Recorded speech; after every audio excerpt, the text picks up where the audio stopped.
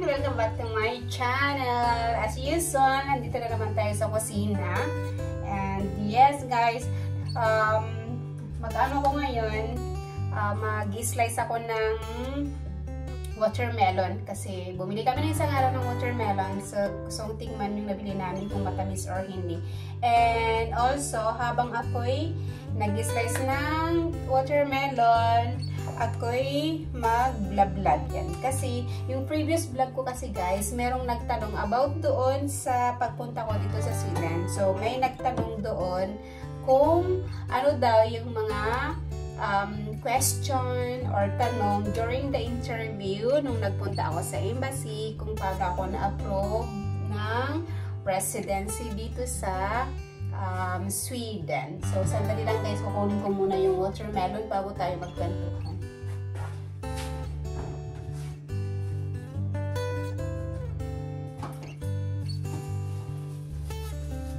Guys, ito yung nabili namin nung isang araw. Bale na ano ko na siya, na slice ko na kasi pinapaunang ko si asawa papuntang work ng watermelon. So na-slice ko na siya. So ako naman ngayon ay titikim kung matamis or hindi yung nabili naming watermelon. Ayan, parang matamis naman siya guys. Kasi bango niyo, red na red. So yun na nga guys. Back to the kwento. So, paano ako na-approve dun sa residence permit? Actually guys, case to case naman siya. Case to case basis naman yung pagka-approve ng residence permit. Pero, gusto ko lang i-share sa inyo yung mga tanong during the interview sa akin doon sa Philippine Embassy. So, nung nandun ako guys, sa Philippine Embassy, dapat nandun ka na, pupunta ka sa embassy mga 30 minutes o 30 minutes before ng appointment mo, dapat nandun ka na.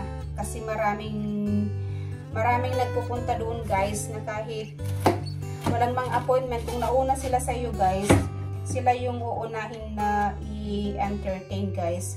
So dapat 30 minutes before ng appointment nyo, nandun ka na. Kasi para ikaw yung mauna na maasikaso. Kasi may ano kasi dun guys, may pila rin. May pila rin kasi guys, kung sino yung mauna doon sa pinto, yun ang mauna sa upuan kahit may appointment ka. So, yun nga guys. 30 minutes before ng aking appointment, pumunta ako sa Philippine Embassy. Hawak-hawak ko yung mga documents na na tinanong ng embassy na kailangan kong dalhin during the interview. So, nandun na ako sa embassy guys. Ang unang ginawa sa akin ay kinuha nila ako ng photograph, pinicturean ako doon sa embassy, and then after that, yung fingerprint. Yun ang pinaka-unang gagawin nila sa'yo guys. Kukunin nila yung passport mo, ibibigay mo yung passport mo. And then, kung halimbawa, kung sa ibang bansa ka kukunin yung residence card mo. At naka-passport. So, binigay ko na yung passport ko sa kanila guys. And then, after that, in-scan nila doon sa basta in-scan nila guys. And then after nun, sabi nila pagka-scan and then fingerprint and then photograph. And then after that, tatanungin nila kung may mga dalakang documents. Kung may mga dalakang documents na i-attach doon sa file mo. Kung may mga dala ka, ibibigay mo. Kung wala ka namang dala, okay lang naman wala kang ibibigay. Pero mas better na may mga extra kang dala guys. Kagaya ng mga, kung ano yung mga in-upload mo doon sa online application mo, dalhin mo yung mga original guys kasi tatanungin yun. Yung mga original na in-upload mo doon sa online application. So yun na nga guys. Punta tayo sa interview. So, nung nandun ako sa interview room, guys, ang unang tinanong sa akin ay kung ano yung pangalan ko. Yun na. Tinanong ko anong pangalan ko. Kasi tinignan dun sa passport niyan, guys. Kung ano yung pangalan ko. And then, after that, yung birthday ko, yung personal details about sa akin in general, guys, yun ang tinanong sa akin. Kung ano yung natapos ko, saan ako nag-aral. Yan, saan ako nag-aral, kung ano yung natapos ko, ilang taon na ako, and then kung saan ako pinanganak, yun guys, kung ilan yung mga kapatid ko, kung tapos yun, kung ilan yung mga kapatid ko, and then, kung nasaan yung mga kapatid ko, saan sila nakatira, yun, tinanong din sa akin. And then, after that guys, tinanong din kung ilang taon yung course na kinuha ko, yung ilang taon ako doon sa university na nag-aral, ganun, parang ganun, sa college guys. And then, tinanong din kung may asawa na ba ako noon, ganun guys, bago ko nakilala yung asawa ko, or may anak na ako before nakilala ko yung asawa ko. Yun yung tanong sa akin guys. And then, after that, pupunta naman sila dun sa information ng asawa mo, tatanungin kung ano yung pangalan ng asawa mo, tatanungin kung anong birthday ng asawa mo, tatanungin kung sino yung mga parents ng asawa mo, and then yung mga kapatid guys, tatanungin din guys kung sino yung mga kapatid ng asawa mo, kung saan sila nakatira, yun guys, kung saan sila nag-aral, tatanungin pati yun guys kung saan sila nag-aral, kung saan sila nakatira dito sa Sweden, lahat yun guys tatanungin. So dapat guys, talagang alam mo yung information din about sa background ng family ng asawa mo, kasi napaka-importante yun guys. And then pagkatapos yun guys, tatanungin din nila kung may asawa na ba dati yung asawa mo, kung may anak yung asawa mo dati bago kayo nagkakilala. Yun guys, yung mga personal details ng asawa mo. Tapos tatanungin din nila yung address guys, address ng asawa mo. So dapat memorize mo kung saan talaga nakatira yung asawa mo dito sa Sweden, kasi tatanungin yun guys. So kailangan mong may memorize yung full details ng asawa mo, yung address niya guys. Tapos ilang taon ng asawa mo, anong trabaho ng asawa mo, tatanungin din yun guys kung anong work ng asawa mo. And then after nun, pagkatapos ng guys, yung information about sa akin and then sa asawa ko, and then pupunta naman sila doon sa relationship ninyong mag-asawa. So ang unang tinanong guys about sa relationship namin, kung paano daw kami nagkakilala ng asawa ko, yun. So tatanungin kung paano kayo nagkakilala ng partner mo, and then kung kailan kayo nagkakilala, yung date guys, napaka-importante yung mga dates guys. And then kung kailan kayo nagkakilala, and then kung saan kayo nagkakilala, tatanungin din yun guys.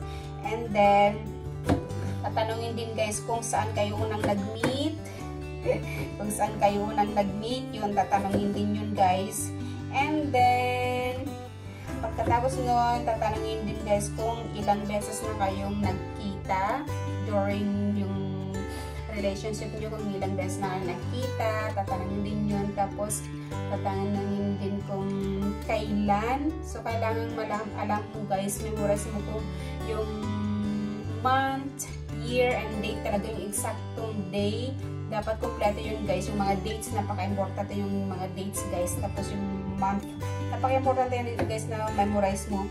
And then tatanong lahat yun guys. After nun, tatanungin nila kung may anak na ba kayong dalawa ng asawa mo, and then kung ikinasal na kayo ng asawa mo, kung nai-register na ba yung marriage ninyo dito sa Sweden or sa Pilipinas. Tatanungin din yun guys. Kung kailan kayo kinasal, and then dun yun. Next question is kung kailan kayo kinasal, yun, tatanungin din guys. And then after that, kung ilan yung mga tao na nandun sa kasal ninyo, so yun. And then kung anong kasal na nangyari, kung civil or sa church kayo kinasalan, yun guys, tatanungin yun guys. And then ano pa yung tinanong sa akin noon sa interview, tatanungin din kung ano yung mga future plans ninyo ng asawa mo guys. Tatanungin yun, napaka-importante, dapat alam mo yung future plans talaga ng ano, dapat mag-usap kayo ng asawa nyo, kasi minsan may mga ganun na